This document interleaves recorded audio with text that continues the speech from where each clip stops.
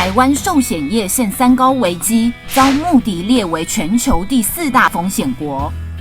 台湾的寿险业陷入三高危机，被国际信评机构穆迪列为获利波动超高的风险国家。再加上 IFRS 17会计准则即将上路，穆迪大胆预言，台湾的寿险业可能面临资产净值下降的隐忧。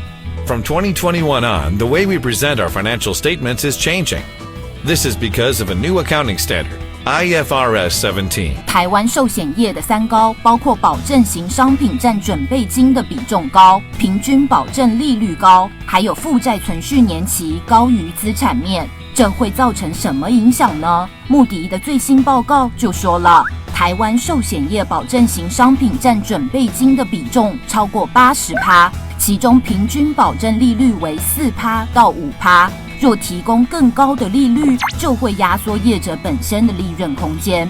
至于负债存续年期高于资产面5年到8年，这是用来衡量公司资产对利率变动敏感度的指标。目前台湾已经被列为第4大风险国家，仅次于德国、荷兰和挪威。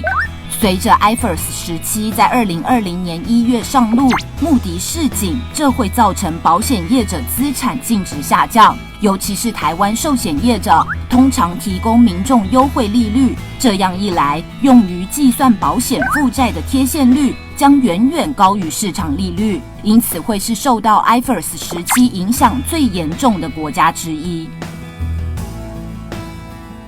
苹果新闻网已推出新版本，请尽快更新。我更新过啦 ，APP 坏掉了。加入好评语会员，只要用脸书或是 Google 账号就能一键注册，也可以用电话或 email 注册，限时免费。快来注册苹果新闻网。